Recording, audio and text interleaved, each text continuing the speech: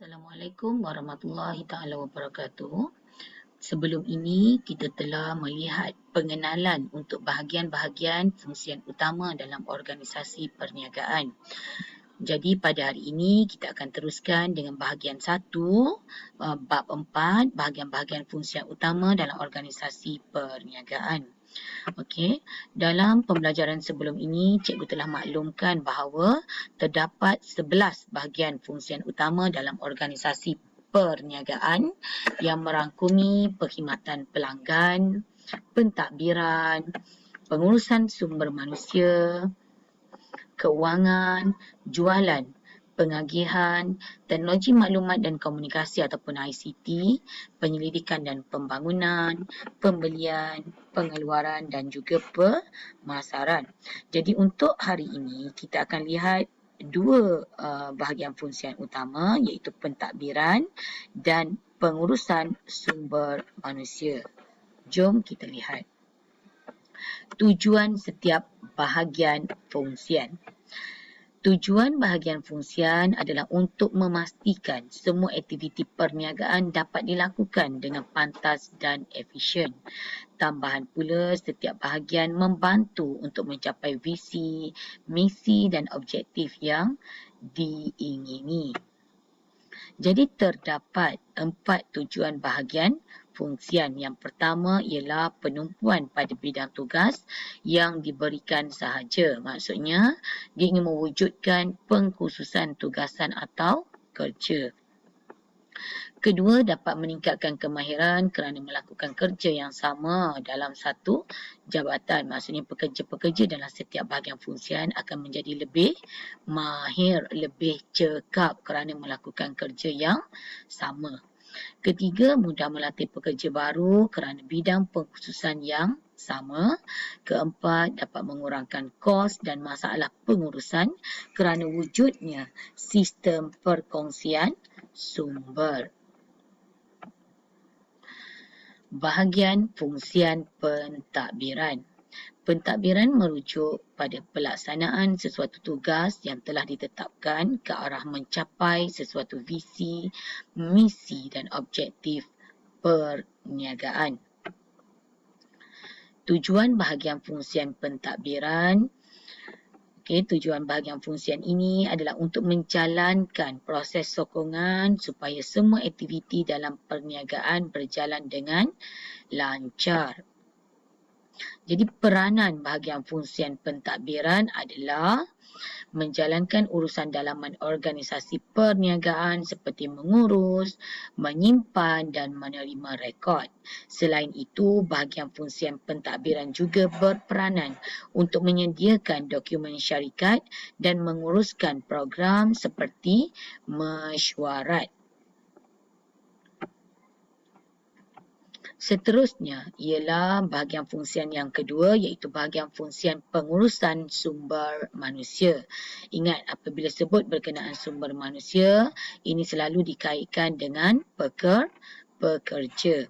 Pengurusan sumber manusia melibatkan aktiviti perancangan sumber manusia, perekrutan dan pemilihan iaitu temuduga, penilaian prestasi dan kebajikan pekerja dalam organisasi. Sumber manusia bagi sesebuah perniagaan ialah pekerjanya. Jika pekerja dilatih dengan baik dan komited terhadap tujuan perniagaan, maka organisasi tersebut lebih mudah untuk berjaya. Tujuan bahagian fungsian sumber manusia. Tujuan bahagian pengurusan sumber manusia adalah untuk membantu perniagaan supaya berjalan lancar serta mempunyai staf yang berpengalaman. Selain itu, bahagian ini juga bertujuan untuk memastikan organisasi mempunyai keperluan sumber manusia yang mencukupi mengikut bidang kepakaran yang diperlukan dalam organisasi. Tujuan bahagian fungsian sumber manusia. Pada masa yang sama, bahagian ini juga adalah untuk membangunkan sumber manusia bagi memastikan organisasi kekal berdaya saing dan kemahiran pekerja dapat ditingkatkan seiring dengan perkembangan teknologi dan perubahan yang berlaku di dalam atau di luar organisasi. Seterusnya, bahagian ini juga bertujuan untuk memastikan tenaga kerja kekal dalam organisasi. Sistem pembayaran upah yang sistematik, kompetitif dan menarik akan mendorong pekerja kekal dalam organisasi yang sama dan memberikan sumbangan yang maksimum kepada peningkatan produktiviti organisasi. Seterusnya, peranan bahagian fungsian pengurusan sumber manusia ialah bahagian fungsian pengurusan sumber manusia memainkan peranan yang penting dalam membangunkan dan memacu pertumbuhan sesebuah perniagaan kerana jatuh bangunnya sesebuah perniagaan juga sangat bergantung besar kepada pekerja-pekerja. Terdapat 4 peranan yang dimainkan oleh bahagian pengurusan sumber manusia. Okey, peranan yang pertama ialah perancangan sumber manusia, kedua latihan dan pembangunan, ketiga perkhidmatan pekerja dan kebajikan dan yang keempat ialah perhubungan industri. Kita lihat dulu yang pertama, perancangan sumber manusia. Merangkumi proses mengambil pekerja atau staf, membentuk polisi berkaitan dengan pembangunan kerjaya pekerja, membentuk sistem pertukaran, urusan berkaitan kenaikan pangkat, membentuk sistem tindakan yang berkaitan dengan disiplin.